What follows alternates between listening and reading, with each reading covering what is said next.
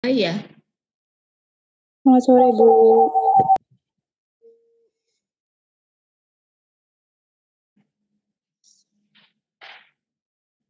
Saya share screen.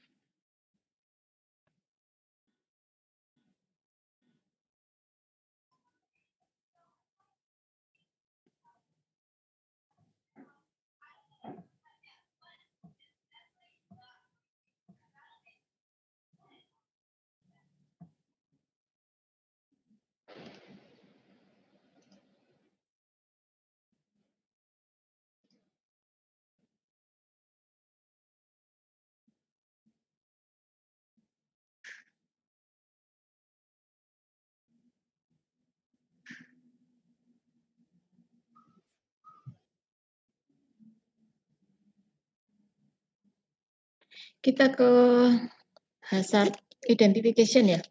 Jadi kan hazard identification itu ada 4 seperti minggu lalu yang kita sudah bahas sedikit ya. Yang pertama adalah proses hazard checklist itu yang sudah saudara dapat minggu lalu ya. Proses hazard checklist itu merupakan daftar dari hal-hal, kemungkinan dan masalah-masalah yang ada di dalam proses yang harus kita periksa. Minggu lalu kan kita sudah belajar melihat proses-proses apa sih, kemudian daftar kemungkinan-kemungkinan apa yang bisa menjadi masalah di dalam sebuah industri kimia. Kemudian yang hari ini yang akan kita bahas adalah hazard survey, kemudian HACCP, dan safety review. Kemudian, hazard survey itu kita bisa lakukan simple ya, sesederhana seperti inventory material berbahaya. Jadi kayak kita itu ngecekin stok gitu, ngecekin stok. Atau dapat sedetail mungkin, sedetail seperti yang nanti kita bahas, misalnya Dow Index, kemudian apa itu namanya, FNI Index dan lain sebagainya. Nah, Dow Index ini sistem peringkat yang formal. Jadi prinsipnya itu atau kedetailannya itu seperti formulir pajak pendapatan gitu ya. Jadi dia memberikan penalti untuk hazard dan kelayakan bagi peralatan dan prosedur safety. Jadi bagaimana kita melihat apakah hazard kita atau peralatan kita itu sebenarnya layak enggak atau cukup safe enggak. Nah, itu kita bisa ukur melalui Dow Index. Kemudian yang ketiga adalah hazard dan operability studies atau biasa kita sebut sebagai HACCP. Nah, HACCP ini jadi kita itu lebih bisa berpikir bebas gitu ya. Jadi melihat apa sih kemungkinan-kemungkinan dari lingkungan kerja kita yang bisa menjadi atau yang bisa kemungkinan bisa menjadi atau berkemungkinan menjadi kecelakaan kerja gitu ya. Jadi berbagai kemungkinan kejadian yang mungkin bisa terjadi itu kita kemukakan atau diduga. Jadi ada peralatan tertentu gitu ya, kita duga misalnya peralatan A gitu. Peralatan A ini kemungkinan apa sih yang bisa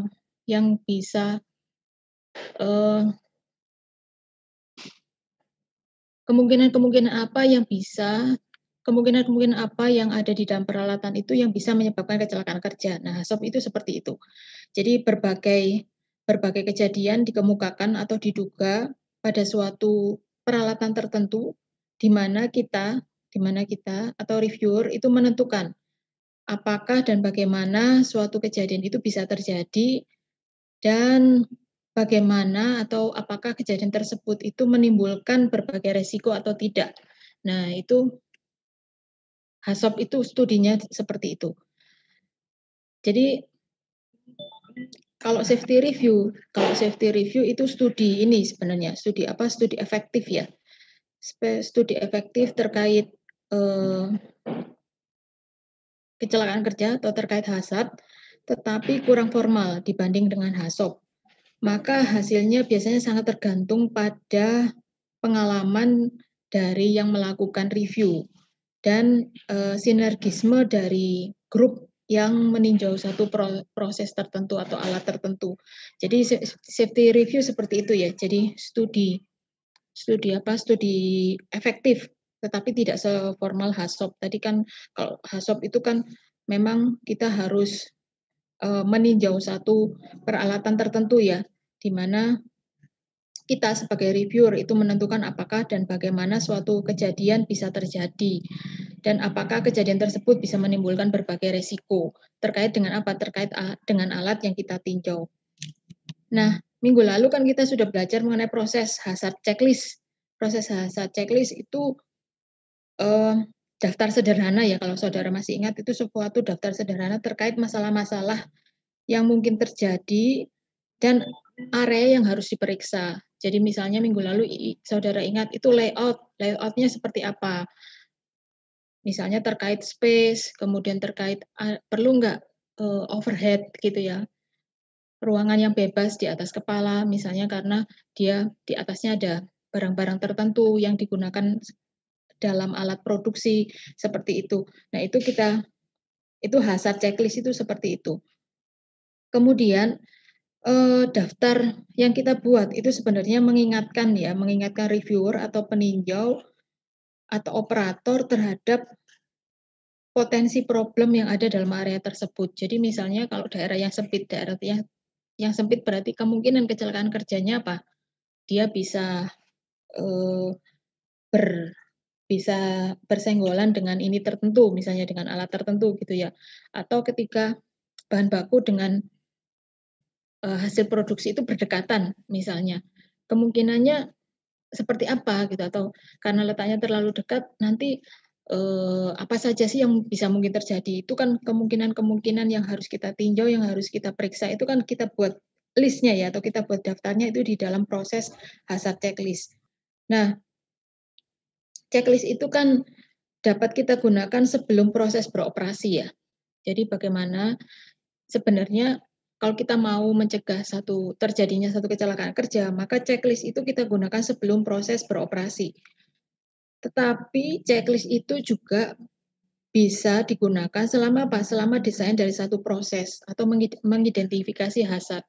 Jadi misalnya kita mau mendesain satu proses, kalau saudara ingat di minggu yang pertama kan kita nanti dalam desain awal ya, dalam desain awal kan kita akan melakukan review ya, reviewnya skenario dari resiko kalau saudara ingat kan ada 2. Dari sana kan kita akan melihat ini kira-kira resikonya bisa kita terima atau tidak. Kalau tidak bisa kita terima maka kita akan melakukan redesign kembali. Nah, checklist yang kita buat di proses hazard checklist itu kita dapat gunakan selama desain dari satu proses atau mengidentifikasi hazard. Nah, kalau saudara ingat di dalam proses ini ya, di dalam apa itu namanya, di dalam proses hazard checklist itu kan ada 3 kolom ya. Kolom check off namanya, kita nanti centang di situ kan. Jadi kolom pertama itu mengidentifikasi area yang sudah diidentifikasi. Jadi kalau kita misalnya sudah pernah melakukan identifikasi terhadap area tersebut ya kita cek, kita berikan centang di kolom yang pertama. Kemudian kolom yang kedua itu mengidentifikasi item atau hal-hal yang belum diaplikasikan pada proses tertentu. Jadi misalnya kita belum ngecek ininya nih, belum ngecek apa pipingnya misalnya atau perpipaannya, maka itu kan kita kasih centang di kolom yang kedua. Kemudian kolom yang ketiga ini ke arah menandai area-area yang memerlukan investigasi lebih jauh. Jadi misalnya kita belum pernah melakukan identifikasi terhadap material yang berbahaya di dalam warehouse misalnya. Jadi itu untuk area-area kalau kita belum pernah mengidentifikasi dan itu memerlukan investigasi lebih jauh, maka kita berikan centang di kolom yang ketiga. Seperti itu. Kalau masih ingat ya, minggu lalu ya, terkait ini. terkait proses hazard checklist, itu seperti itu. Nah, desain dari checklist itu kan sudah saya katakan minggu lalu, bahwa checklist atau, apa saja sih item apa saja yang akan kita tinjau, itu tidak saklek seperti itu ya, tidak harus seperti itu. Itu tipikal yang ditinjau adalah seperti itu. Tetapi saudara bisa mendesain checklist-nya tergantung dari tujuannya. Jadi kalau misalnya tujuannya hanya untuk warehouse, material yang ada di dalam warehouse, ya checklist-nya ke arah sana gitu ya. Tapi kalau yang minggu lalu kan kita lihat dari awal ya, dari awal sampai akhir. Jadi semua kita lihat, layout-nya, kemudian materialnya, piping-nya, kemudian peralatannya digunakan, dan lain sebagainya kan itu kita tinjau kalau yang minggu lalu. Nah, sebenarnya pada aplikasinya itu tidak harus sepanjang itu, tergantung dari tujuan dari kita melakukan, identifikasi hazardnya. Nah, suatu checklist yang ditujukan untuk digunakan selama desain awal ya, itu akan berbeda dengan checklist yang digunakan untuk perubahan proses. Jadi kalau kita mau merubah satu proses, maka checklist identifikasi hazardnya akan beda dengan kalau kita mau mendesain satu alat yang baru. Jadi tidak harus sama, itu yang penekanannya adalah di situ. Nah, kalau misalnya dia, diaplikasikan untuk perubahan proses misalnya, checklist itu sebaiknya diaplikasikan hanya selama tahap pendahuluan atau preliminary stage-nya dari hazard identification. Dan dia tidak boleh kita gunakan sebagai apa? Sebagai pengganti bagi proses identifikasi hazard yang lebih kompleks. Misalnya kita pengen mendetailkan satu alat ya, melihat hazard yang lebih detail dari satu alat. Kita tidak bisa pakai apa? Pakai checklist ini gitu. Tidak bisa digantikan, tidak boleh sebagai pengganti dari proses identifikasi hazard yang lebih kompleks. Nah, sekarang kita ke Bu Tuani.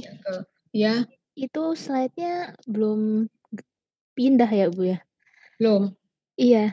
Saya masih review minggu lalu. Oh, oke, Bu. Maaf, Bu. Jadi kita lanjutkan sekarang. Bentar ya.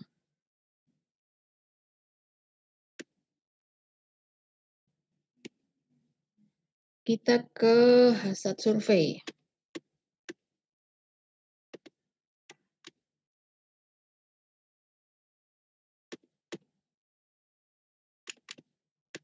Kenapa nge-hang ya?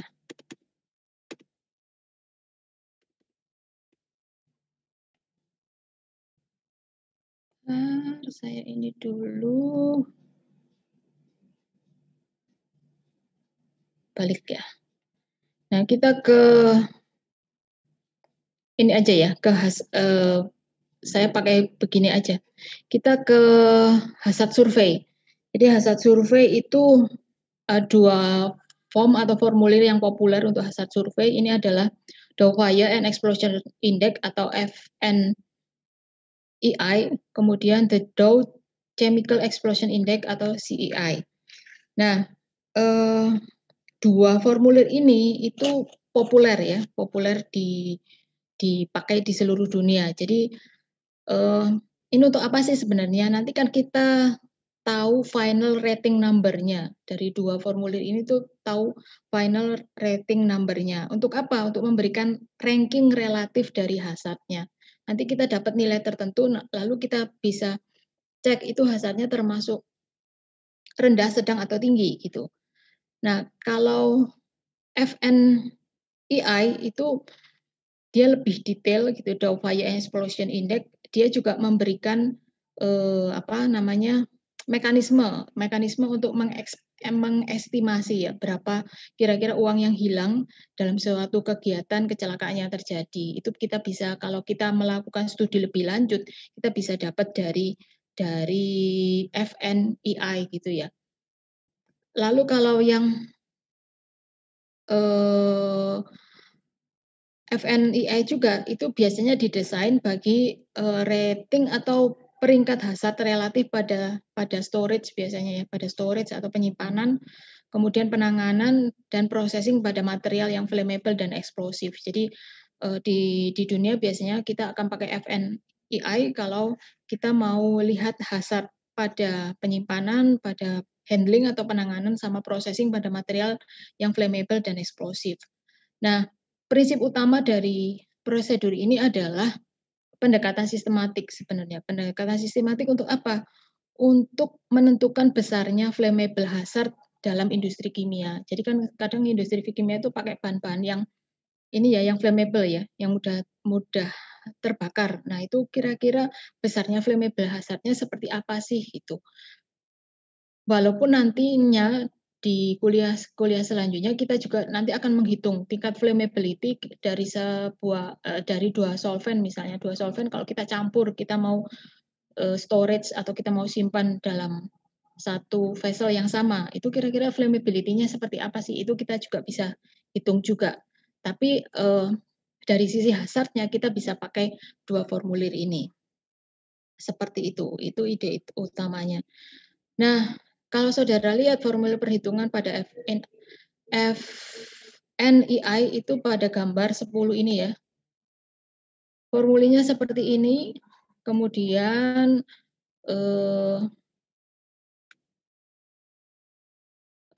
from analisisnya dan analisis konsekuensinya seperti ini.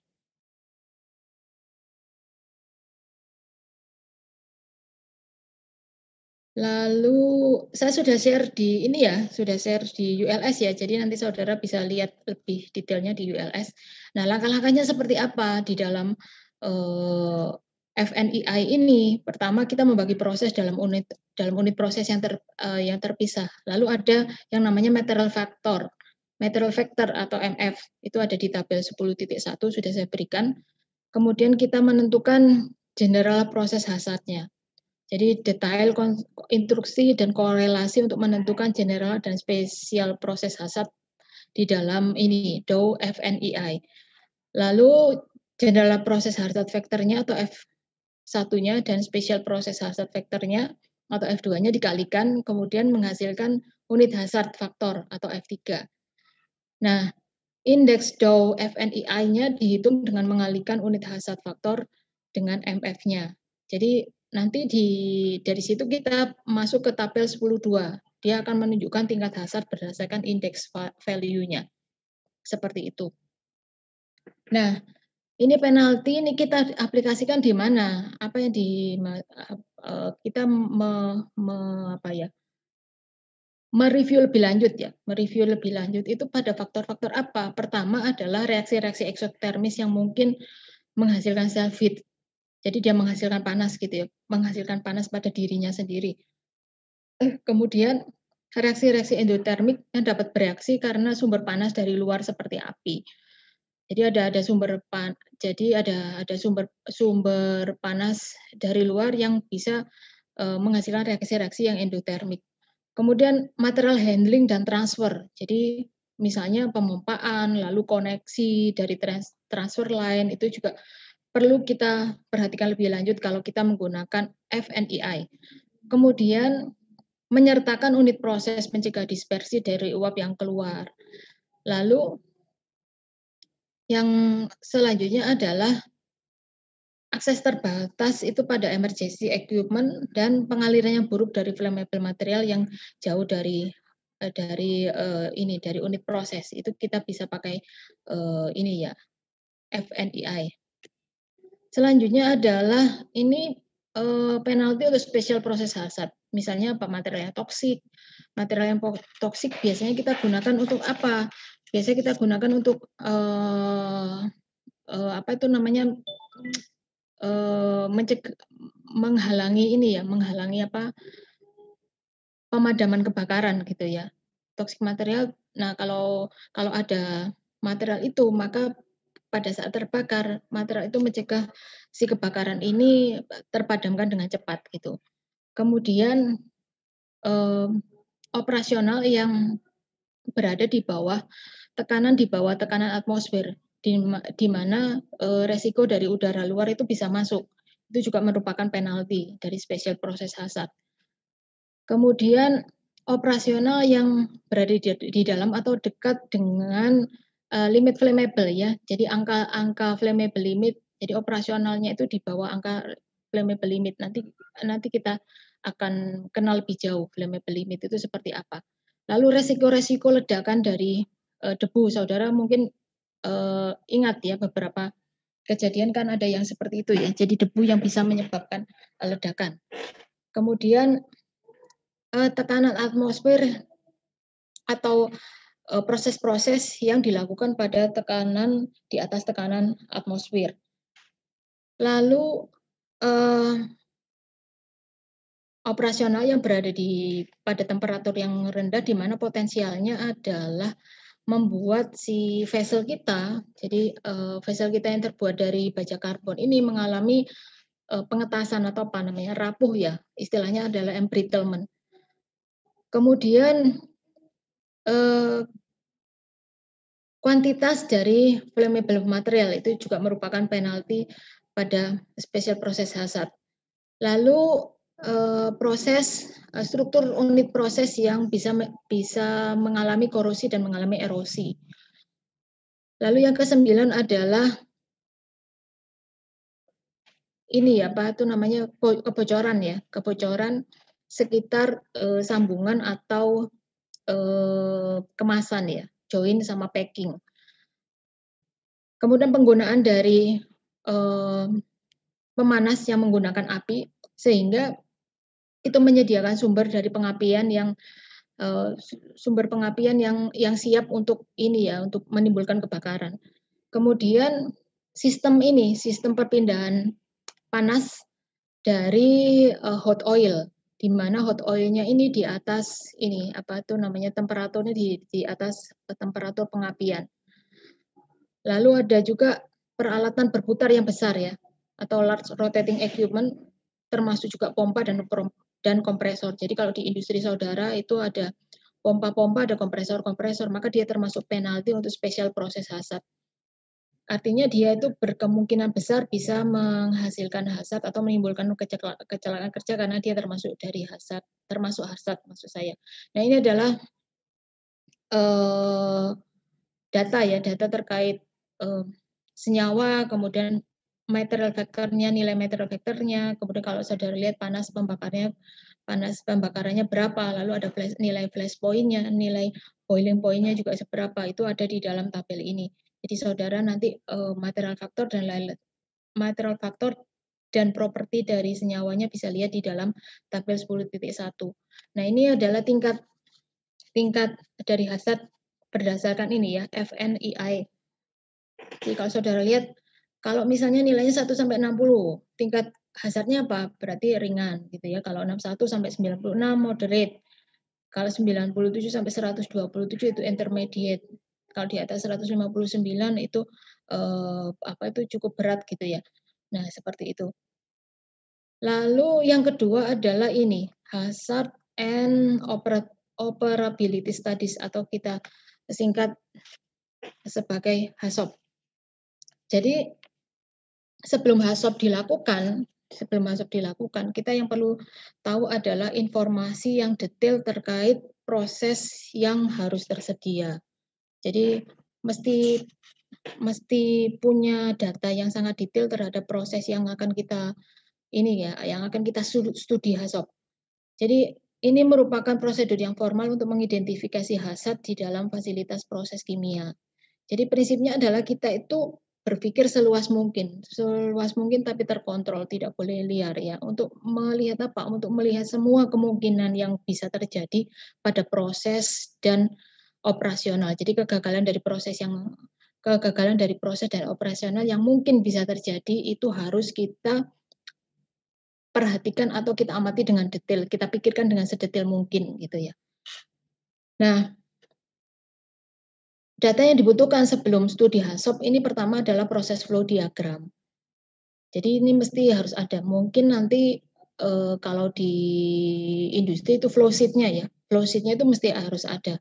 Jadi flow sheet itu kan termasuk spesifikasi dari alat yang ada di dalam flow sheet itu ya. Nah, itu yang seringkali tidak dimiliki oleh industri adalah proses flow diagram yang lengkap dan detail. Nah, itu kalau kita mau studi HACCP itu harus ada proses flow diagram yang detail dan lengkap. Kemudian proses instrumentation diagram. Jadi diagram instrumentasi dan proses tentu saja kan di dalam proses yang terjadi di dalam industri itu setiap alat kan ada instrumentasi yang dipasang ya. Prosesnya seperti apa, lalu instrumentasi yang dipasang, mungkin saudara akan lebih detail nanti di desain alat, mungkin ya di desain alat atau nanti kalau saudara melakukan tugas akhir, saudara kan akan mendesain instrumentasi dengan lebih detail. Kemudian data yang dibutuhkan selanjutnya adalah spesifikasi dari peralatan secara detail. Jadi kalau dia misalnya peralatan yang yang harus berada pada suhu tertentu. Nah, suhunya itu tercatat di situ gitu ya, spesifikasi suhunya itu tercatat. Lalu kalau dia dari bahan tertentu, bahannya apa misalnya. Nah, itu ada semua kita butuh data seperti itu. Lalu material konstruksi dari material dari konstruksi atau dari alat kita itu juga kita mesti tahu. Kemudian keseimbangan massa dan energi ini pasti juga kita butuhkan. Nah, prosedurnya seperti ini. Jadi dari flow sheet yang detail tadi, kemudian kita pecah-pecah ya, flow sheet itu pecah-pecah menjadi beberapa unit proses, memberi beberapa unit proses. Jadi area reaktor itu bisa menjadi satu unit, kemudian storage tank-nya bisa menjadi unit yang lain. Lalu kita pilih setelah kita pecah-pecah itu, kita pilih satu unit untuk studi. Kemudian setelah satu unit tadi, kita tentukan satu titik studinya atau study node-nya, misalnya vessel, line, kemudian instruksi operasional, itu dan sebagainya. Kemudian kita perlu mendeskripsikan desain ini tujuan desain pada studi node itu apa. Jadi misalnya vesselnya V1 didesain untuk menyimpan feedstock benzen dan dia akan masuk ke dalam satu reaktor karena dia tujuannya adalah apa? Tujuannya adalah menyediakan bahan baku berupa benzen ketika si reaktor ini butuh benzen. Seperti itu. Nah, penjelasan seperti itu harus detail kalau kita melakukan studi HACCP.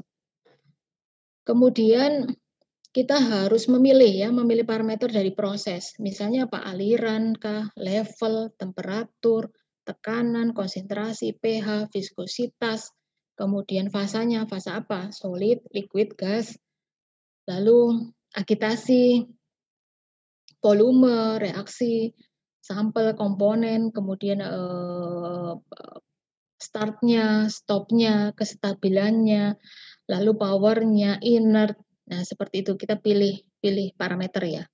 Setelah itu kita mengaplikasikan guide word-nya atau kata apa namanya ya, kata petunjuknya gitu ya. Kata petunjuknya pada parameter proses yang kemungkinan itu dia bisa mengalami deviasi atau mengalami penyimpangan.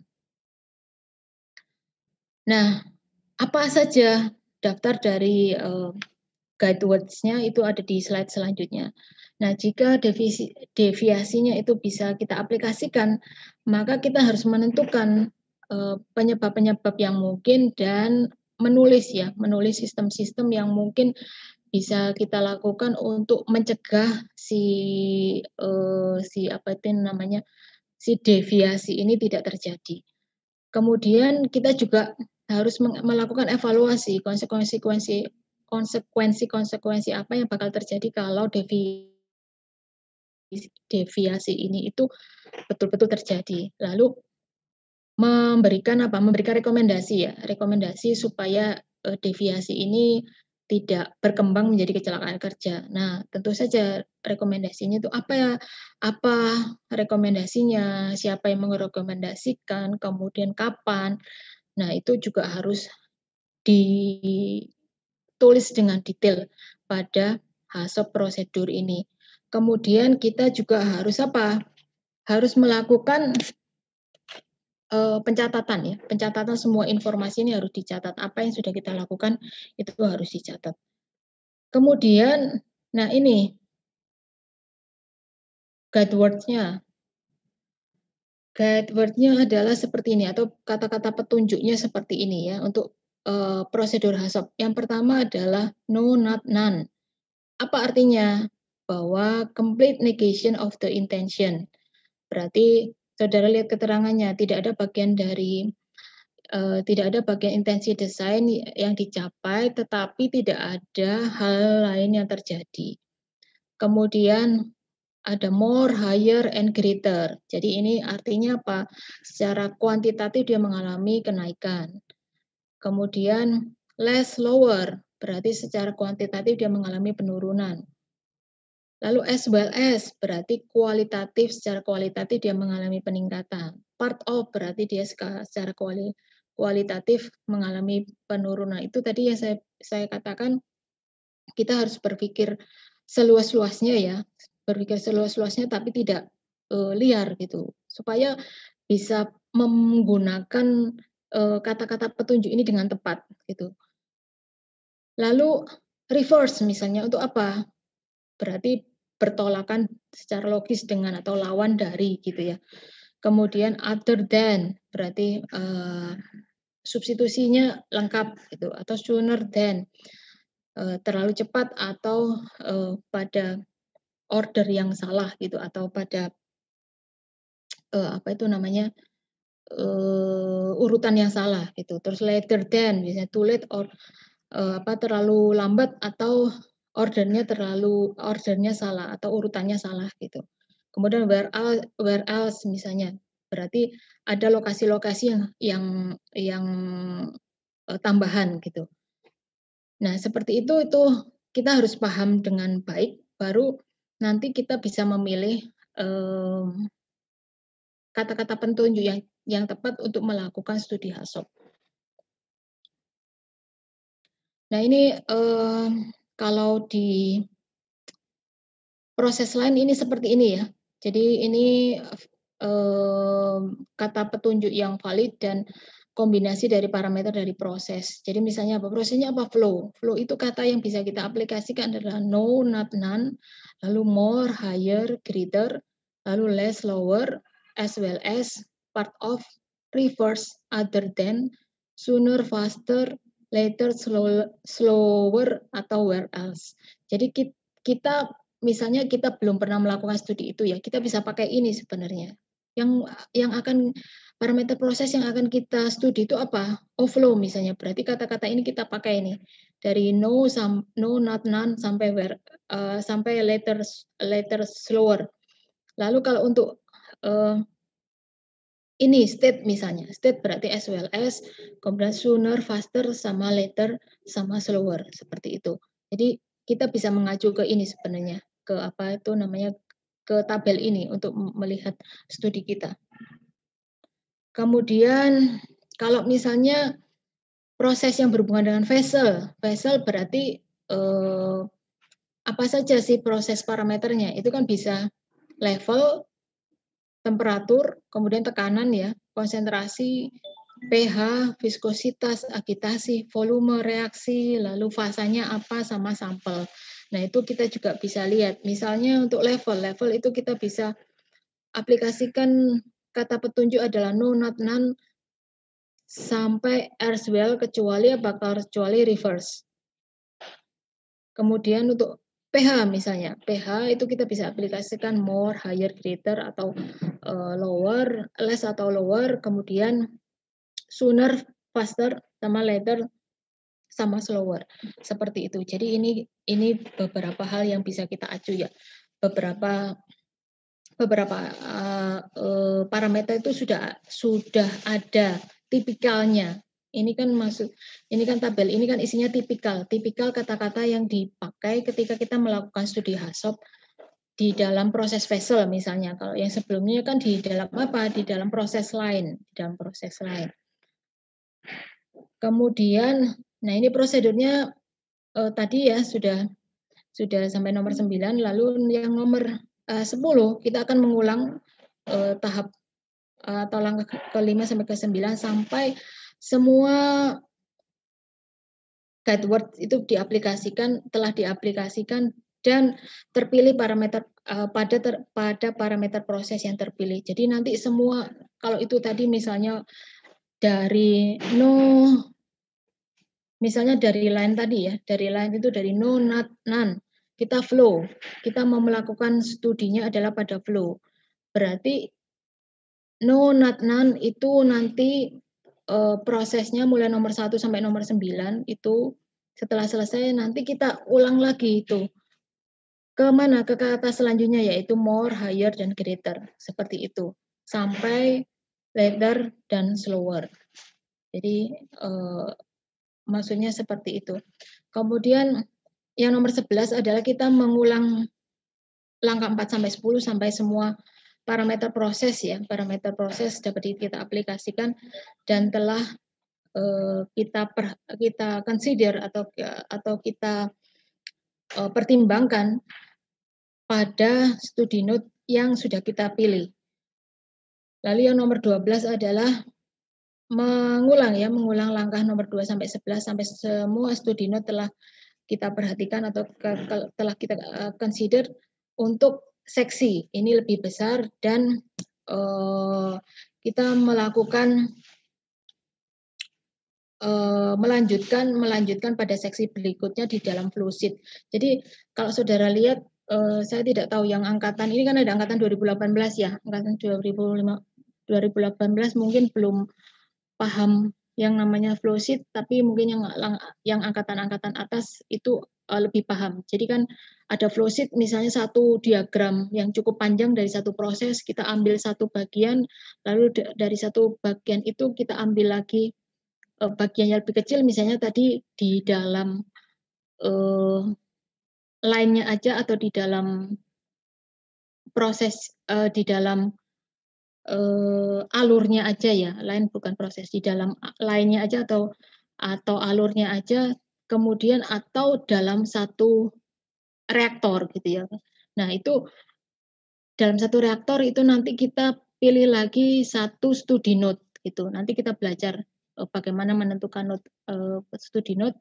Dari studi node itu kita nanti aplikasikan ke kata-kata ini ya, kata-kata petunjuk tadi ya.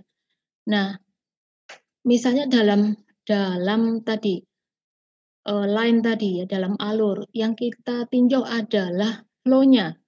Tadi kalau saudara lihat ya, proses lainnya misalnya, proses parameter yang kita tinjau adalah flow-nya, maka setiap kata-kata petunjuk yang berhubungan dengan flow itu kita lakukan uji HASSOP. Nah, memang kekurangan dari uji HASSOP ini adalah apa? Rumit ya, rumit karena apa? Karena setiap kata-kata yang berhubungan dengan node yang kita tinjau itu kita harus pakai semuanya. Kemudian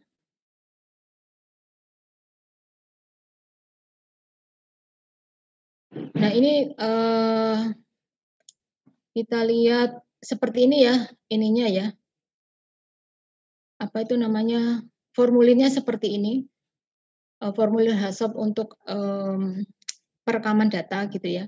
Seperti ini, jadi ada project name-nya, prosesnya apa, section-nya apa, tanggal, kemudian jumlah halamannya berapa, apa itu namanya, gambar referensinya itu yang mana gitu. Saudara lihat itu dibagi dalam beberapa kolom ya. Ada itemnya apa, studi note-nya apa, lalu parameter prosesnya apa, lalu deviasinya itu terkait dengan kata-kata petunjuk yang kita pilih, kemudian kemungkinan penyebabnya apa, kemudian konsekuensi yang mungkin terjadi apa, kemudian aksi atau tindakan yang dibutuhkan seperti apa, itu kita detailkan ya, kita detailkan di dalam studi ini. Lalu kita lihat contoh nih. Jadi kolom 1 itu item 1A itu first study note dan first kata petunjuknya. Lalu kolom yang kedua itu study note yang akan kita tinjau gitu ya. Kemudian kolom yang ketiga adalah parameter dari prosesnya. Kolom yang keempat deviasi atau kata-kata petunjuknya atau guide words-nya. Kemudian yang kelima adalah penyebab yang mungkin. Kemudian saudara masih mendengar suara saya ya? Masih Bu, masih. Oh ya, oke. Soalnya internetnya unstable ini Ubaya ini. Kemudian yang keenam adalah konsekuensi yang mungkin terjadi dari deviasi-deviasi yang terjadi. Kemudian kolom yang ketujuh adalah tindakan-tindakan yang dibutuhkan untuk mencegah hasad dari hasad tersebut menjadi sebuah kecelakaan atau accident. Nah ini contohnya seperti ini.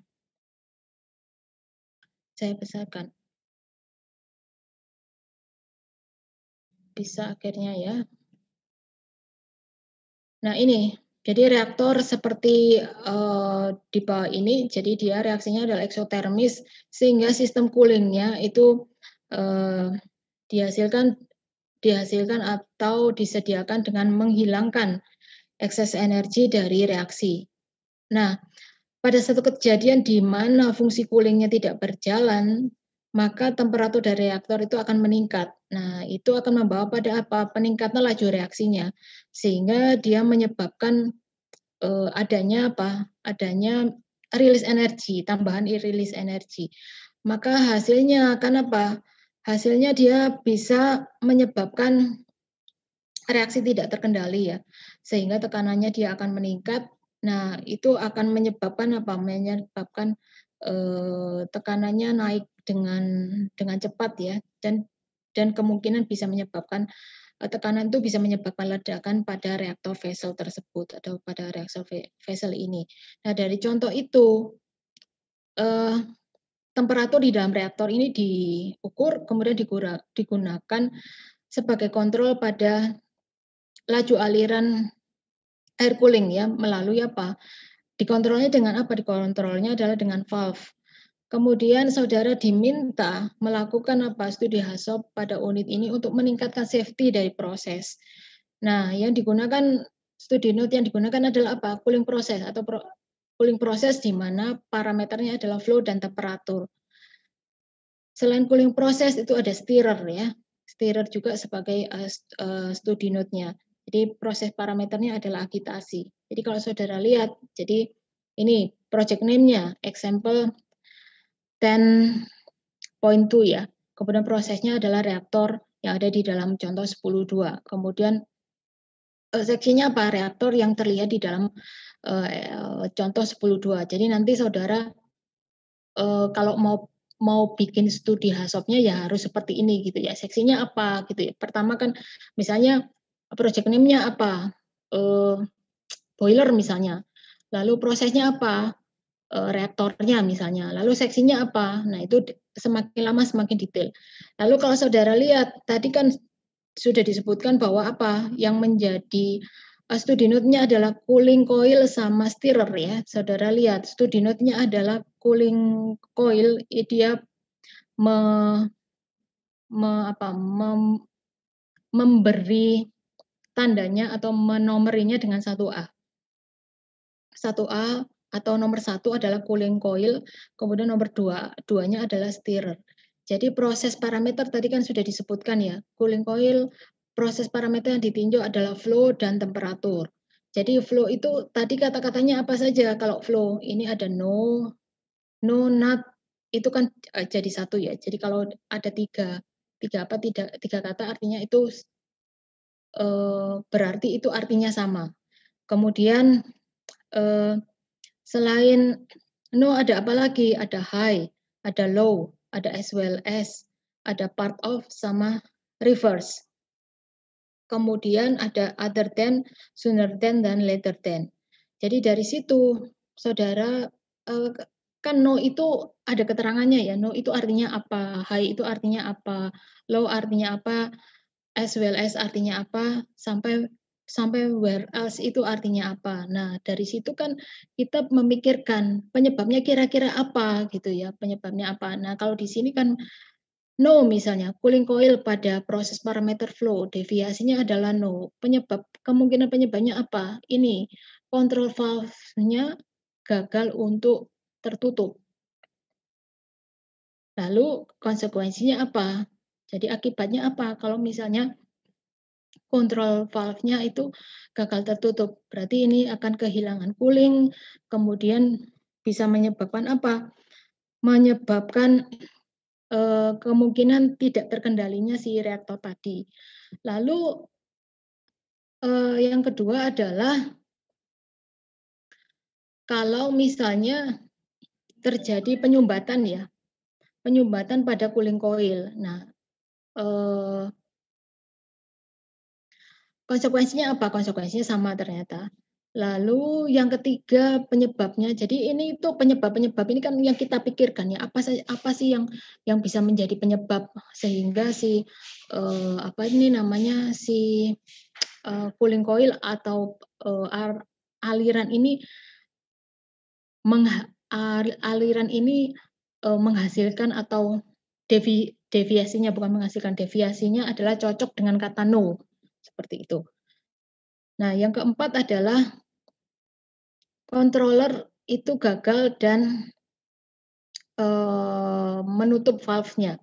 Nah, kalau saudara lihat kemungkinan konsekuensinya dari nomor 1 sampai nomor 5 kan sama ya. Walaupun nomor 1 sama nomor 5 dari kemungkinan penyebabnya itu beda-beda, tetapi konsekuensinya kalau saudara lihat itu sama.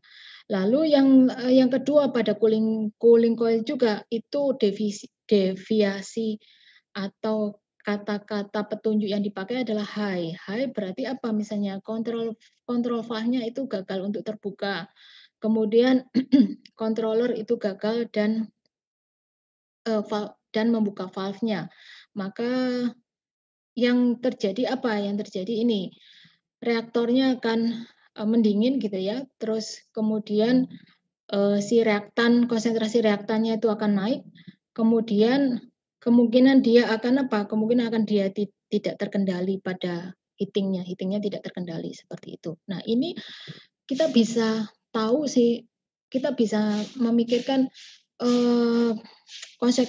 konsekuensinya apa, lalu penyebabnya apa. Itu karena kita paham reaktor yang kita buat. Itu sebabnya tadi dikatakan HACCP itu kan bisa kita aplikasikan di mana? Pada desain awal ya. Semua hazard identification itu kita bisa aplikasikan pada awal kita mendesain satu alat. Maka kita mesti tahu sekali alat itu kira-kira dia bisa rusak atau bisa terganggu ya. Bukan rusak, mengalami gangguan itu kalau apa sih? Apa saja penyebab-penyebab yang bisa menyebabkan gangguan sehingga kalau dia terganggu pada poin itu yang terjadi adalah kecelakaan kerja. Seperti itu. Jadi ini misalnya 1C ya, low. Mungkin ini terlalu contoh yang terlalu rumit mungkin ya. Nanti saya coba pikirkan kalau kita melakukan studi HACCP misalnya pada mesin pembuat kopi, tapi mungkin saudara nggak bisa minum kopi juga ya, nggak tahu juga mesin pembuat kopi yang seperti apa ya. Minggu depan nanti saya pikirkan ya supaya saudara bisa jelas, bisa membedakan study note apa, lalu proses parameter, deviasi, lalu penyebab kemungkinan penyebabnya seperti apa, lalu konsekuensinya apa, dan tindakan-tindakan yang bisa kita lakukan seperti itu. Kemudian yang 1D misalnya dia flow tapi dia as well as tadi sudah ada keterangannya ya, as well as itu apa sih, menunjuk kepada apa, maka dia yang dia berikan sebagai kemungkinan penyebabnya adalah kontaminasi pada water supply-nya. Jadi lalu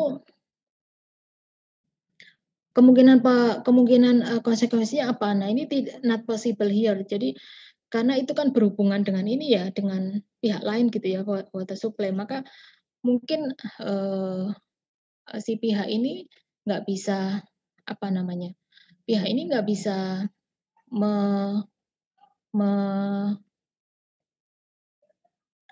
nggak bisa nggak bisa memikirkan konsekuensinya itu apa gitu ya.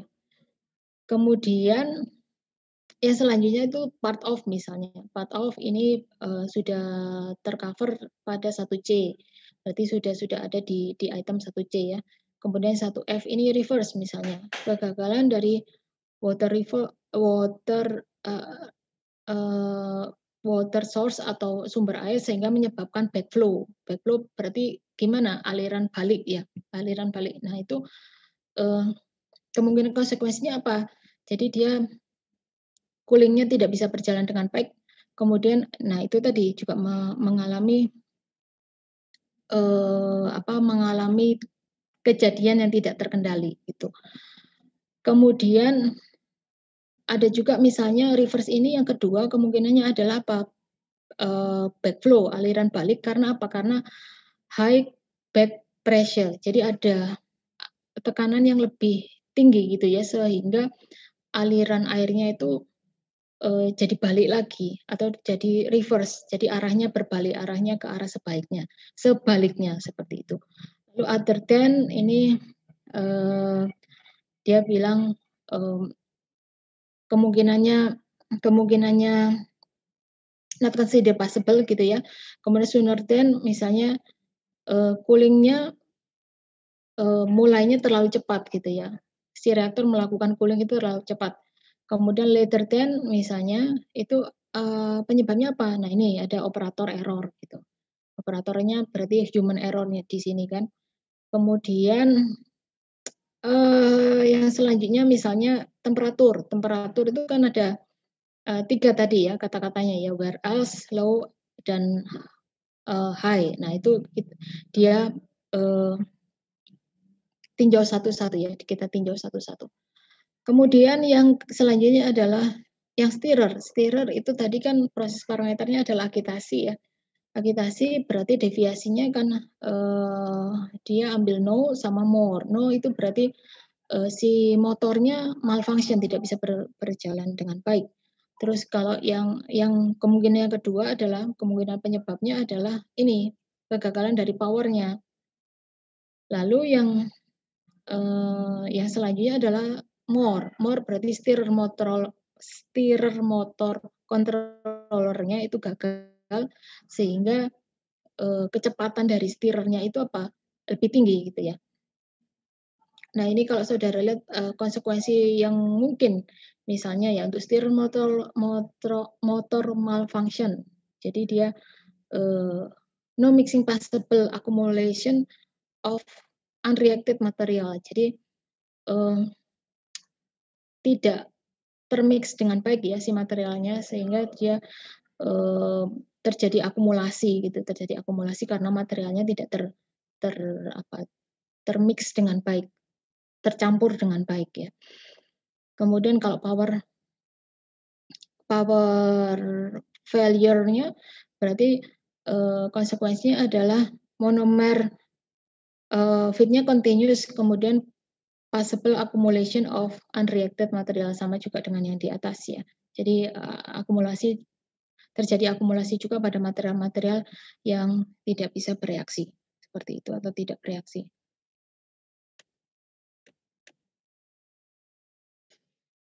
Oke.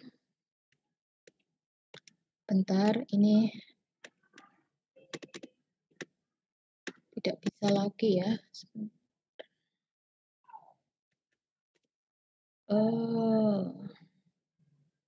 Saya stop share dulu. Baru ke sini. Tadi kan kita sudah ke sini ya. Ke ini. Nah, kemudian kita dari tadi studi yang dilakukan tadi, studi HAZOP yang dilakukan tadi, kita mau melakukan modifikasi dari proses supaya apa? Supaya tidak sampai terjadi kecelakaan kerja. Prinsipnya adalah itu ya. Lalu apa saja sih proses modifikasi? Jadi setelah kita melakukan studi, tentu saja kan kita harus melakukan tindakan-tindakan ya. Tadi ada aksi-aksi yang harus kita lakukan. Yang pertama ini adalah menginstal atau memasang alarm. Alarm terkait dengan apa? Terkait dengan temperatur. Untuk apa? Untuk menjadikan alert gitu ya, kesiagaan, meningkatkan kesiagaan dari operator ketika apa? Ketika kejadian atau terjadi bahwa fungsi coolingnya ini tidak berjalan atau cooling functionnya loss. Jadi mesti ada alarm supaya operatornya melakukan sesuatu gitu ya. Nah tentu saja ini harus dibuat SOP-nya. Jadi kalau misalnya cooling function-nya loss, misalnya operatornya mesti ngapain? Misalnya harus mematikan tombol A kah, kemudian dia harus membuka valve B dan lain sebagainya. Nah itu harus ada SOP-nya. Kemudian yang kedua adalah ini memasang high temperature shutdown system ya, sistem shutdown pada temperatur yang tinggi. Lalu yang ketiga adalah kita memasang apa? Memasang check valve pada alur dari cooling ya, untuk mencegah apa? Mencegah aliran balik. atau apa? Reverse flow. Nah, bagaimana kita tahu kita mesti pasang check valve kah, kita mesti pasang air release valve kah, kita mesti pasang butterfly valve kah, atau pressure valve kah, dan lain sebagainya. Itu saudara mesti belajar.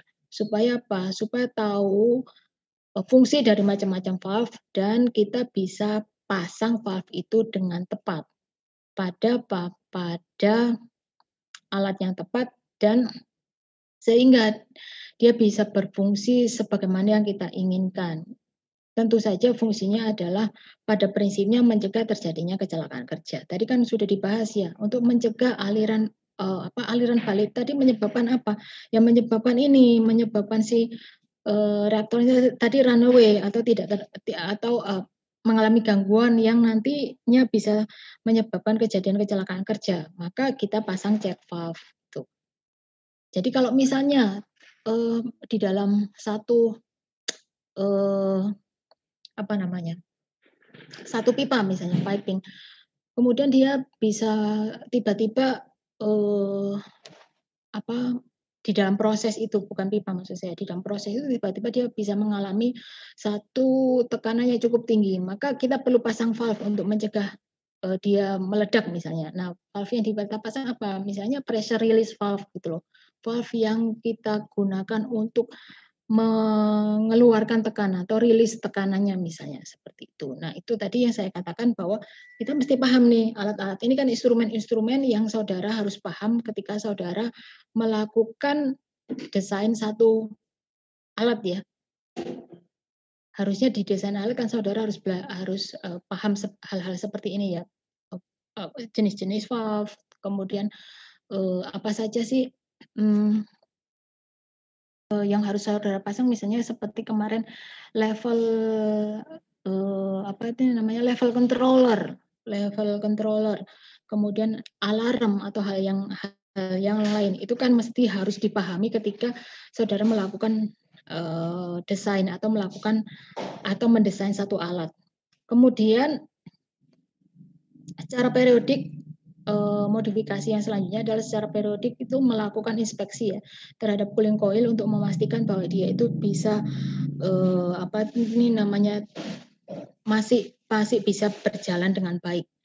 Kemudian melakukan studi terhadap sumber air cooling ini untuk melihat kemungkinan kontaminasi dan interupsi dari suplai cooling water-nya ini. Lalu memasang cooling water, flow meter ya, termasuk flow meter ini. Jadi kalau kita melakukan mensuplai sesuatu gitu ya, itu memang tidak hanya, benda cair ya, gas juga kan memang harus pasang flow meter untuk tahu kan berapa berapa, laju alirannya, kemudian, dari situ kan kita tahu sudah berapa banyak sih yang atau itu sesuai atau itu sesuai enggak dengan, desain kita. Lalu low flow alarm itu juga harus kita pasang. Nah, seperti yang saya katakan tadi bahwa si HACCP ini memang, cukup rumit ya, cukup rumit. Tetapi, kalau kita pakai HACCP itu identifikasinya itu lengkap. Identifikasi dari hazardnya itu lengkap. Sehingga apa? Sehingga kita itu bisa memikirkan, kemungkinan deviasi atau hal-hal yang bisa menyebabkan kecelakaan kerja itu bisa sangat lebih detail. Itu sebenarnya tadi kan mesti berpikiran luas ya, tetapi terkontrol. Berpikiran liar istilahnya seperti itu, tapi terkontrol. Jadi, dari sini kalau kita melakukan studi HACCP gitu ya, seringkali itu, dia bisa menyediakan identifikasi yang lengkap dari hazard, termasuk informasi bagaimana sih si hazard itu bisa terbentuk atau berkembang. Berkembang dari mana? Dari hasil prosedur operasi dan gangguan operasional pada proses gitu ya. Kalau kita terjadi, misalnya kan tadi kan sudah saya katakan, kita bisa melakukan, identifikasi hazard itu di awal pada saat kita melakukan desain atau, pada saat itu sudah berjalan. Tetapi tentu saja kalau kita pakai, pakai metode yang pertama ya, pakai checklist itu akan beda ininya apa, isi checklist-nya akan beda. Nah, perusahaan yang menerapkan studi HACCP ini, mereka mendapatkan beberapa keuntungan sebenarnya gitu ya. Makanya HACCP ini termasuk banyak yang dipakai oleh industri gitu ya. Jadi beberapa perusahaan itu menulis bahwa kalau memang karena mereka melakukan studi HACCP, mereka itu mendapati bahwa proses-prosesnya itu bisa beroperasi lebih baik gitu ya. Bisa beroperasi lebih baik, kemudian mereka punya downtime istilahnya ya, downtime atau waktu di mana satu peralatan itu tidak dapat beroperasi karena terjadi kerusakan atau failure, itu bisa lebih sedikit gitu ya, waktu downtime-nya lebih sedikit. Jadi kemudian hal lain yang bisa mereka dapatkan adalah kualitas produknya itu bisa meningkat gitu ya. Kualitas produknya bisa meningkat, kemudian buangannya itu lebih sedikit karena tadi kan kita melakukan studinya sedetail itu. Itu tadi kan contohnya cuma satu alat, kemudian satu node aja atau satu titik saja. Jadi kalau misalnya kita punya alat 10 ya mungkin akan ada ratusan studi node yang bisa kita hasilkan dari studi HACCP saja seperti itu. Lalu selain buangan yang lebih sedikit, itu memang kalau melakukan studi HACCP ini biasanya pekerjanya lebih percaya diri ya dalam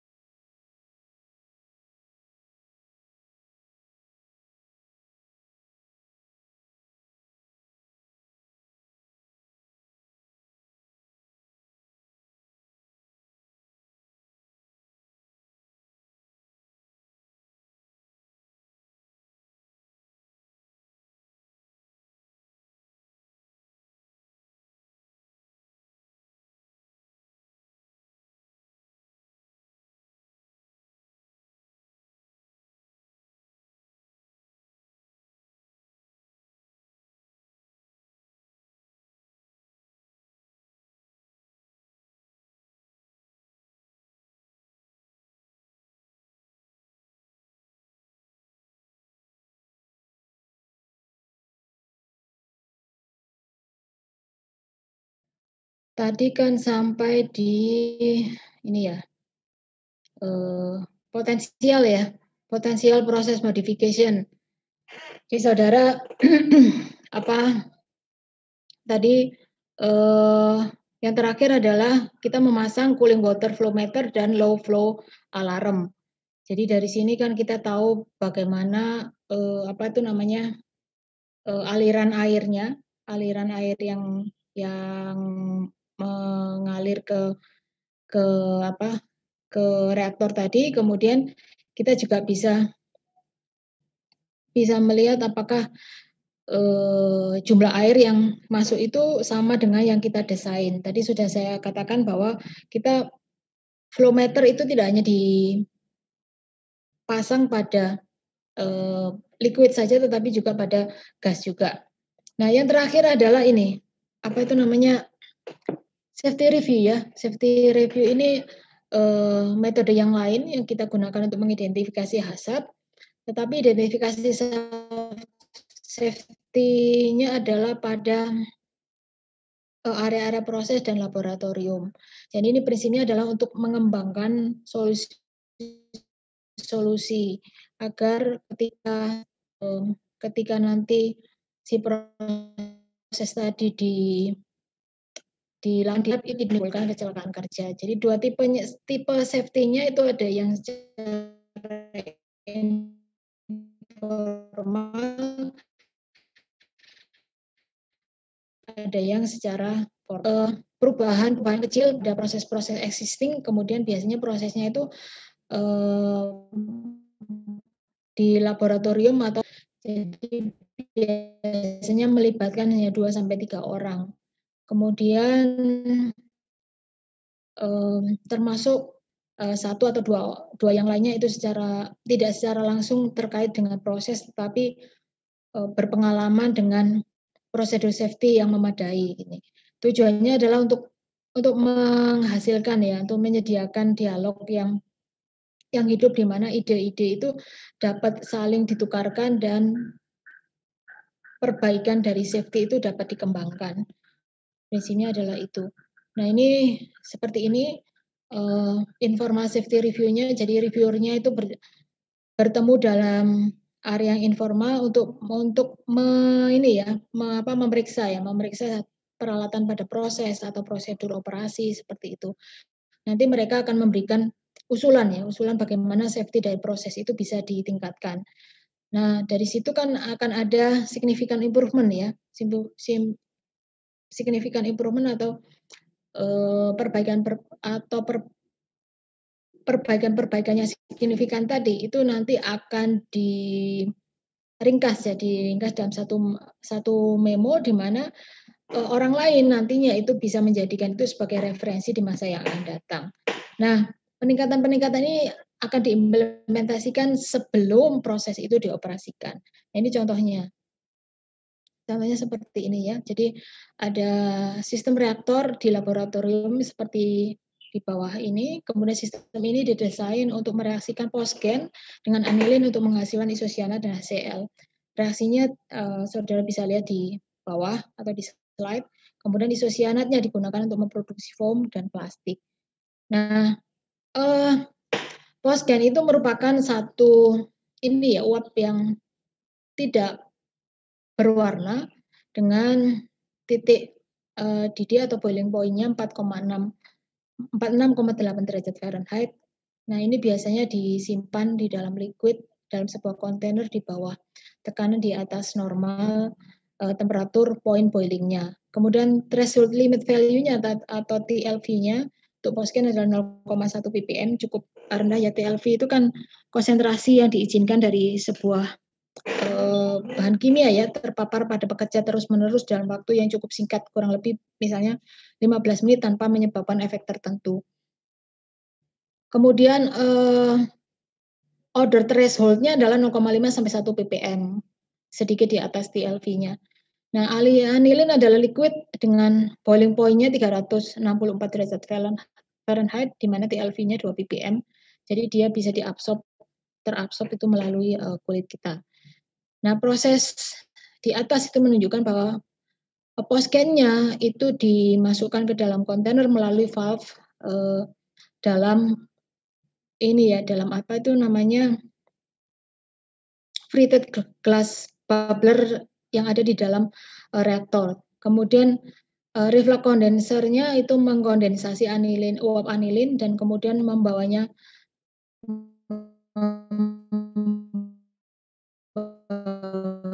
kembali ke reaktor. Dan, caustic scrubber digunakan untuk mengembangkan postgen dan HCl jadi uap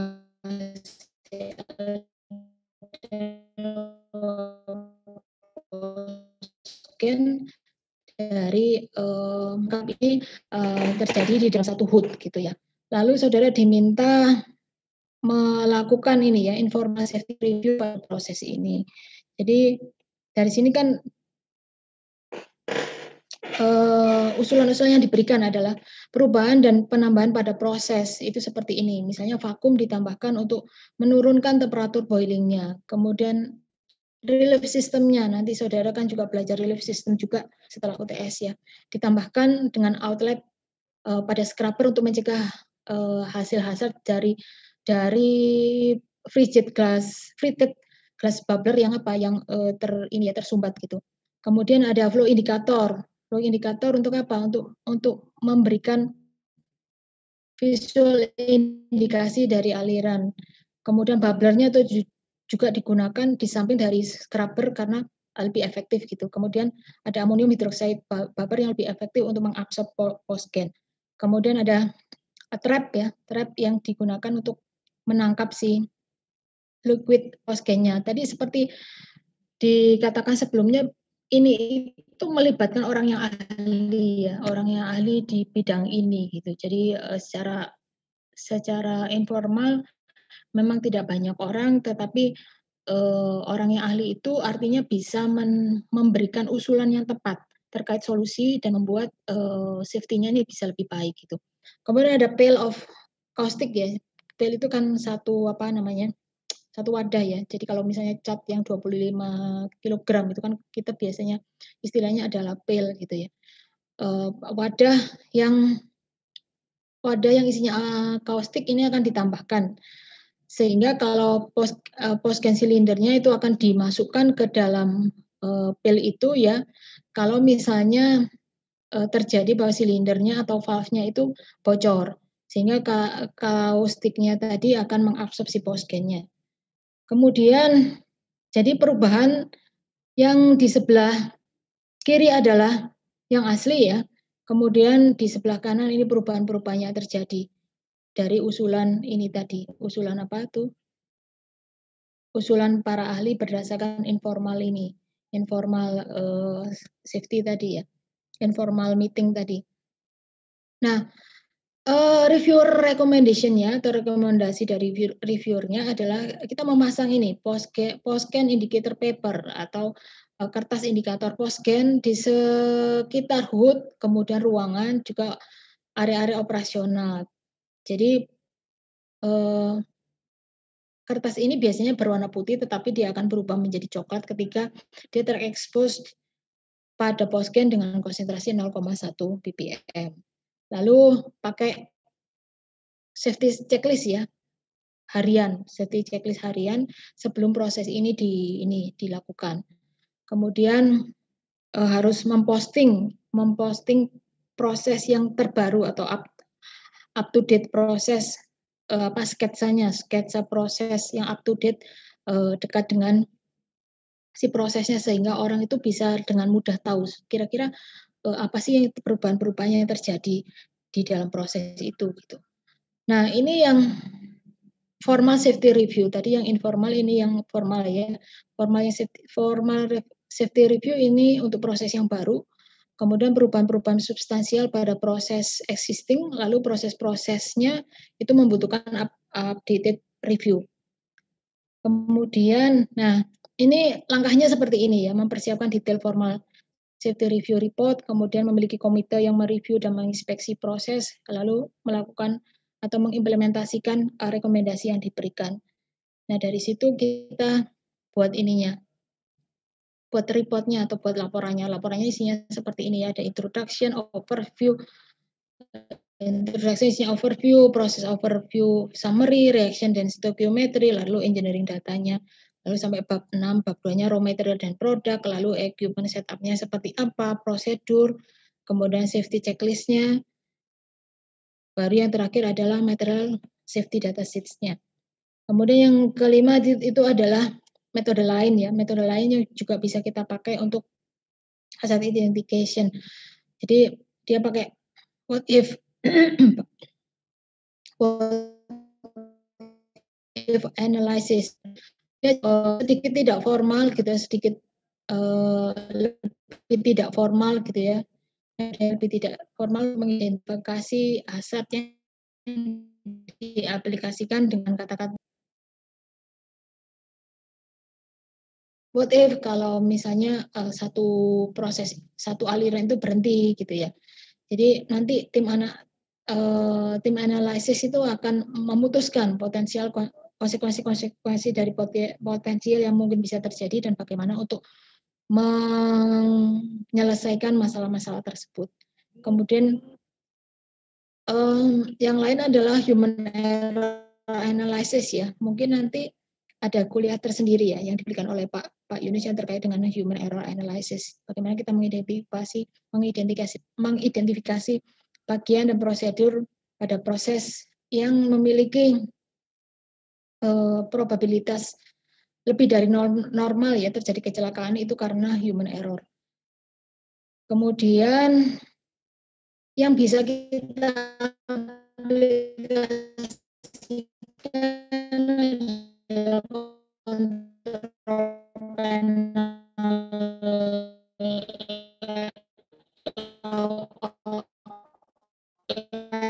layout ya, kontrol analysis sedemikian rupa sehingga human error-nya itu tidak bisa kita elakkan gitu. Kemudian yang terakhir adalah ini failure mode, apa itu namanya, nyusun equipment atau peralatan dalam proses bersama dengan kemungkinan terjadinya kegagalan ya, kemungkinan terjadinya ragam kemungkinan terjadinya kegagalan pada setiap alat yang ada. Jadi efeknya ini efek dari partikular failure-nya ini dengan proses-prosesnya atau proses tertentu. Nah, kita ke latihan ya. Jadi ini ada heat exchanger yang digunakan untuk memanaskan solvent volatil flammable seperti ditunjukkan pada thermocouple dan sebuah control valve yang memanipulasi jumlah steam ke saudara diminta mengidentifikasi titik studi atau study notes-nya dari proses ini. Seperti ini ya, mungkin supaya bisa lebih jelas. Nah, seperti ini ya. Ini yang minggu lalu saudara bisa lihat kan papan tulisnya ya.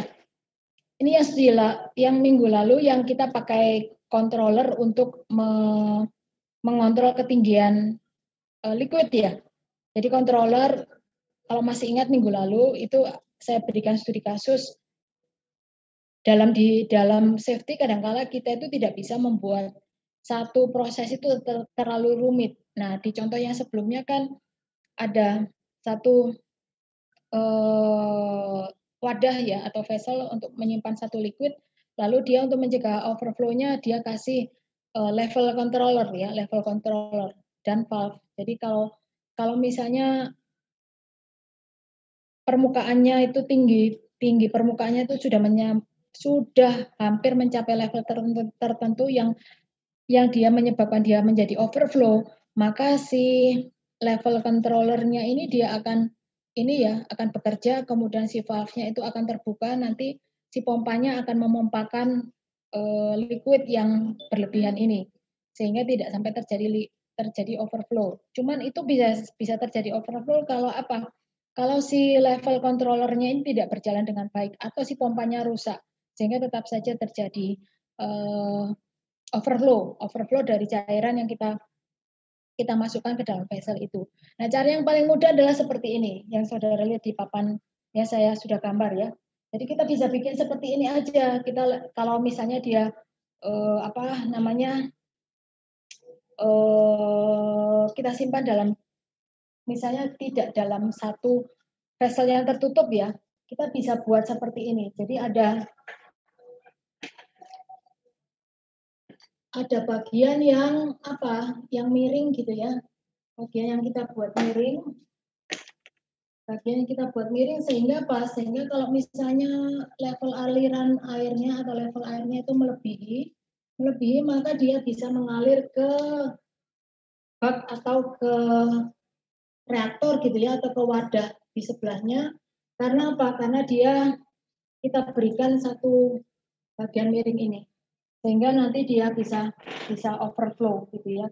Jadi ini jauh lebih simpel dibanding dengan yang sebelumnya. Kalau yang sebelumnya kan kita mesti pakai pompa, mesti pakai level controller dan lain sebagainya. Seperti itu. Ini yang minggu lalu ya. Nah, sekarang kita yang study note ini.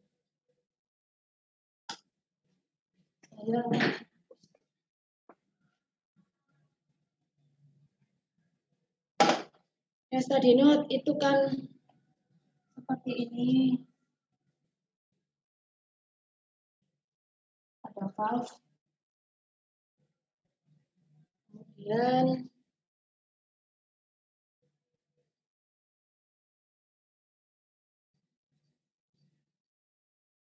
ini ya.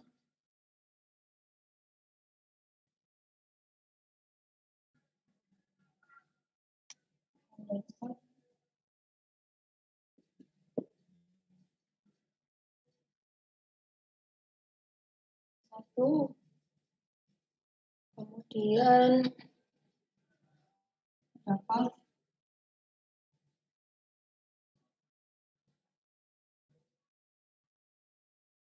Ini steam.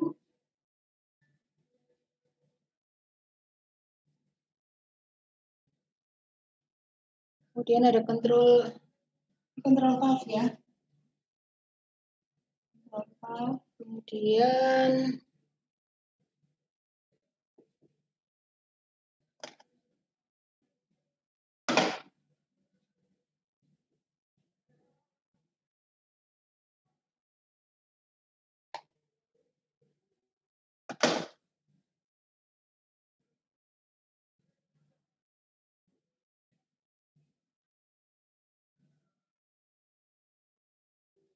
PLC seperti ini.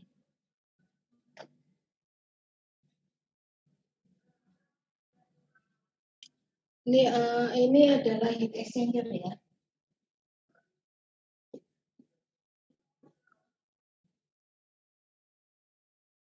Nah, dari sini kita akan menentukan study note-nya. Study note-nya kan ada, study note tadi kan kita gunakan untuk melihat kira-kira nanti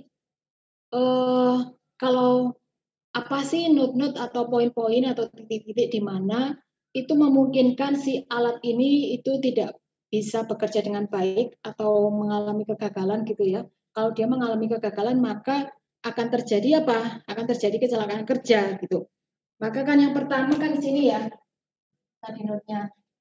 Ini kemudian di sini, kemudian di sini, lalu pada titik ininya, pada titik keluarnya, kemudian di sini dan di sini. Ini ada 6 ya, 1, 2, 3, 4, 5, 6. 6. Jadi kalau saudara lihat sudahannya adalah pertama pada solvent line ya, solvent line dari exchanger-nya, kemudian ada steam line-nya. Steam line itu juga nanti akan mengalami, kalau dia kita bisa lakukan studi note juga, karena kalau dia steam line-nya tidak bisa berjalan dengan baik, dia si heat exchanger-nya ini kan tidak bisa mengalami gangguan gitu ya. Kemudian cold solvent-nya ke exchanger juga bisa kita jadikan study note. Kemudian kondensat juga, kondensat titik keluar kondensat itu juga demikian. Kemudian heat exchanger-nya sendiri itu bisa kita jadikan study note. Kemudian yang terakhir adalah control loop-nya. Jadi ini ya, ini control loop-nya. Seperti itu. Jadi ini terkait dengan heat exchanger yang kita gunakan untuk memanaskan solvent volatil. Kira-kira apa saja sih yang kita bisa jadikan studi node? Nah, kalau kita studi HAZOP, maka kita bagikan satu-satu ya. Berarti ini ada 6 node yang akan kita jadikan studi. Kemudian nanti dari 6 itu kita ambil parameter-parameternya, bisa flow ini misalnya. Kalau yang pertama kan kita yang solvent masuk ya, yang solvent masuk kan bisa flow ya. Flow itu tadi kan mulai dari no ya, kata-katanya dari no sampai ke reverse tadi ya. Nah itu bisa kita studi seperti itu. Jadi ada beberapa mungkin yang kita bisa flow. Kemudian kalau exchanger, suhu mempengaruhi enggak? Suhu pengaruh enggak di heat exchanger? Pengaruh, Bu. Pengaruh ya. Pengaruh berarti nanti kalau di heat exchanger-nya sendiri, karena kita studi heat exchanger-nya atau heat exchanger-nya sendiri kita jadikan study node, berarti kan parameter yang bisa kita jadikan studinya juga termasuk suhu gitu ya, seperti itu. Nah ini kita menentukan latihan untuk menentukan study node. Ada pesan sponsor dari dosen gitu ya, bahwa saudara memang minimal itu bisa menentukan node-nya di mana sama melakukan HAZOP secara simple gitu ya. Saya mungkin nanti memikirkan benda apa sih yang bisa kita lakukan studi HAZOP dengan sederhana gitu. Mungkin nanti minggu depan kita mau bahas lagi. Nah, ini yang terkait latihan yang pertama.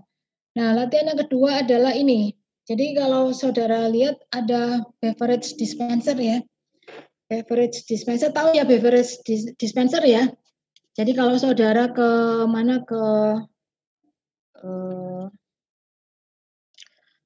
bandara ya, di bandara kan ada tuh beverage dispenser. Jadi kita masukin uang, nanti kita dapat minuman tertentu gitu ya. Nah ini adalah beverage dispenser yang dalam operasionalnya, baik dalam mengambil uang maupun menyediakan minuman yang sesuai. Saudara diminta mengkaji suatu beverage dispenser yang menyediakan ini, paper cup, es, dan minuman. Minumannya itu terdiri dari sirup dan air secara berurutan.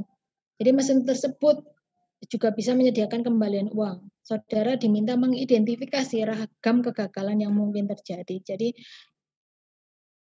ini seperti ini ya, sequence-nya atau alurnya ya. Jadi kita masukin uang, kemudian nanti si paper cup-nya turun gitu ya. Paper cup-nya nanti diisi dengan es, kemudian nanti ada sirup dan ada air. Nah, urutannya adalah seperti itu. Nah, saudara diminta ini kira-kira kegagalan yang mungkin terjadi itu seperti apa gitu ya. Kan ada banyak ya, ada banyak kegagalan yang bisa kita lihat dari beverage dispenser ini. Ada sekitar 10 sama dengan yang kemarin ketika seorang operator misalnya salah masukin katalis pada port dan reaktor gitu ya. Yang pertama mungkin ini ya, ingredientsnya atau paper cup-nya, esnya, minumannya itu tidak tersedia dengan cukup gitu ya. Jadi misalnya tidak ada paper cup-nya atau esnya nggak ada, sirup atau airnya nggak keluar seperti itu ya. Jadi ingredients yang tidak cukup atau tidak memadai. Kemudian urutannya itu tidak berjalan dengan baik gitu ya, atau sequence-nya itu tidak berjalan dengan baik. Jadi misalnya apa? Misalnya paper cup-nya itu nggak keluar, tapi es dan airnya keluar gitu ya. Es dan minumannya atau sirup dan airnya keluar, esnya nggak. Atau bisa jadi paper cup-nya ada, sirupnya keluar dan airnya keluar, tapi esnya nggak keluar. Jadi sequence-nya ini gitu ya, sequence-nya nggak berjalan dengan baik. Atau urutannya itu ada yang hilang. Nah, itu bisa juga kemungkinan yang kedua. Kemudian kemungkinan yang ketiga apa? Jadi karena dia kita masukin uang dulu, bisa jadi apa, uang kita tertelan gitu ya, uang kita tertelan tapi kita nggak dapat minumannya, bisa jadi seperti itu. Itu kayak ATM gitu ya, ATM ketelan, kartu kita ketelan di ATM gitu. Nah seperti itu, bisa jadi juga seperti itu. Atau, apa itu namanya, dia kan bisa mengembalikan uang ya, mengambil uang kemudian menyediakan, kembalian juga ya, menyediakan kembalian uang. Nah, kembalian uangnya itu bisa misalnya lebih kecil dari yang seharusnya, bisa seperti itu. Jadi itu mungkin terkait sensor ya, sensornya tidak berjalan dengan baik berarti. Jadi pada saat harusnya misalnya, eee, minumannya harganya 5.000 uang kita 10.000 harusnya keluarnya 10.000 gitu, ternyata yang keluarnya 2.000 atau 1.000 seperti itu, bisa itu ya. Kemudian yang lain apa misalnya, ternyata ada kontaminasi gitu ya, ada kontaminasi. Kontaminasi di mana? Di bisa di paper cup-nya, bisa di minumannya, bisa di esnya gitu ya. Ada kontaminan yang kita temukan gitu di setelah kita dapat, itu bisa seperti itu. Atau misalnya sirupnya yang ternyata udah nggak benar gitu ya sirupnya. Sirupnya udah nggak layak minum misalnya. Dia sudah berlumut misalnya seperti itu. Itu bisa juga kan kita temui gitu ya. Kemudian, apa itu namanya, si cup-nya itu sudah terisi tetapi nggak jatuh kan biasanya kalau Saudara bayangkan ya, kalau Saudara Saudara pernah lihat, beverage dispenser itu, berarti kan dia jatuh pada satu tempat tertentu ya, satu tempat tertentu di bawah. Nah, dia setelah terisi es dan minuman, itu dia jatuh jatuh ke bawah lagi, sehingga kita nggak bisa ambil si ininya, si paper-nya itu, si paper cup-nya itu. Artinya apa? Artinya tatakannya dia atau penyangganya dia kan rusak ya, penyangganya dia rusak sehingga dia tidak bisa menyangga si paper cup yang berisi es dan minuman ini. Nah, itu kan bisa terjadi juga kemungkinannya yang lain itu seperti itu. Kemudian, hal yang lain mungkin apa? Mungkin yang keluar itu nggak hanya es, sirup dan air gitu ya. Ada paper cup, ada es, ada sirup dan air, tetapi, kalau tadi kontaminasi ya, tapi kalau ini itu yang turun nggak paper cup, nggak es, nggak sirup, nggak air gitu, tapi benda lain. Misalnya apa, tiba-tiba ada apa, ada benda tertentu gitu ya, yang turun ketika kita masukin uang, bisa jadi seperti itu ya. Jadi selain ini, selain paper cup, es, dan minuman. Kemudian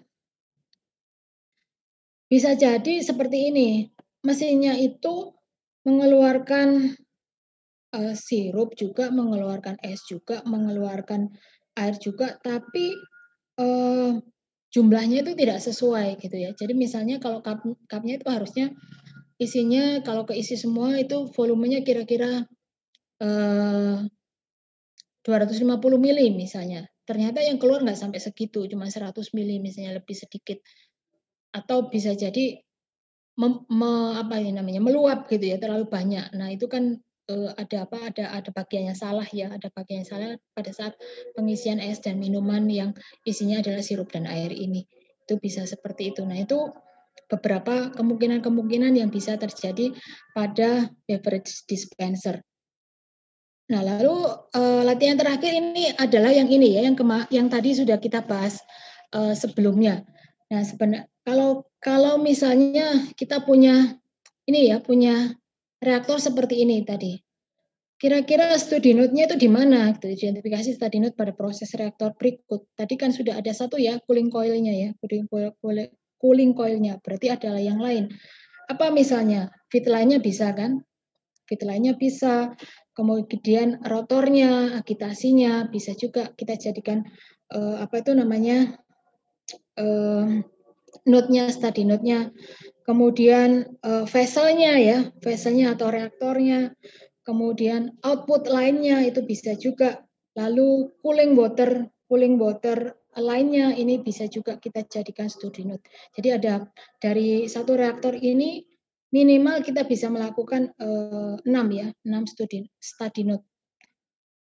Mulai dari cooling coil-nya, kemudian feed line-nya, kemudian agitatornya atau rotornya, lalu vessel-nya sendiri atau reaktornya, kemudian cooling water line-nya, sama output line-nya. Seperti itu. Oke.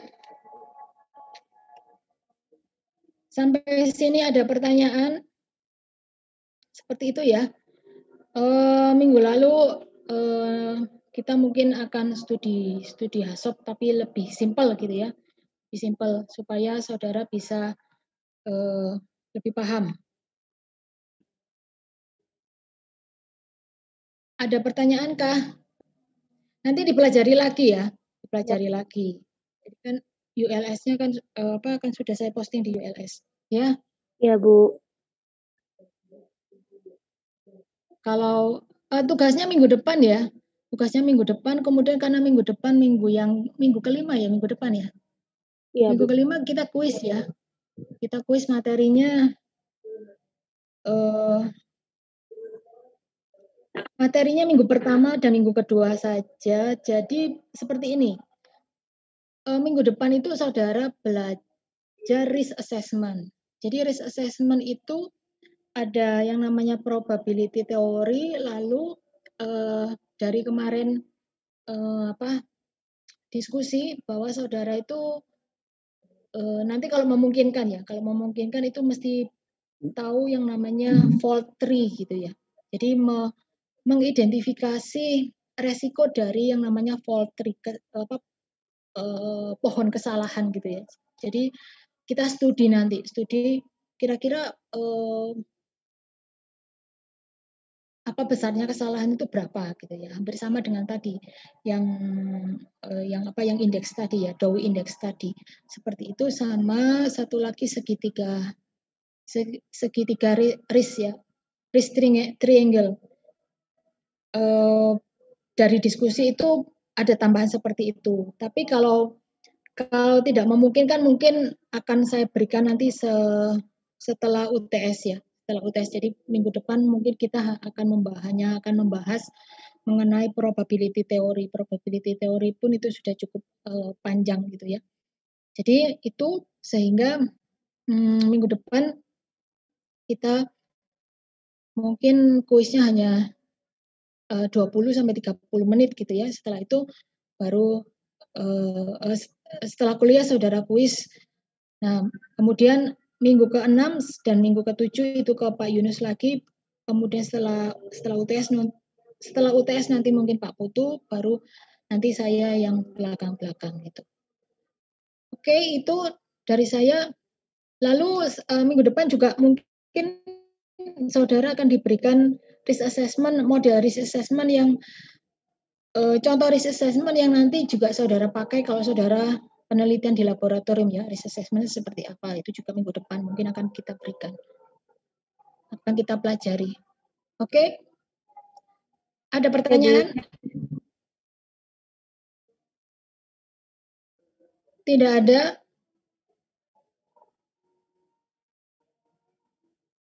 Tidak ada, Tidak ada Bu. pertanyaan? Kalau tidak ada, saya akhiri ya. Iya, Terima kasih. Terima kasih, Bu. Terima kasih, Bu. Terima kasih, Bu. Saya end meeting ya. Terima kasih, Bu.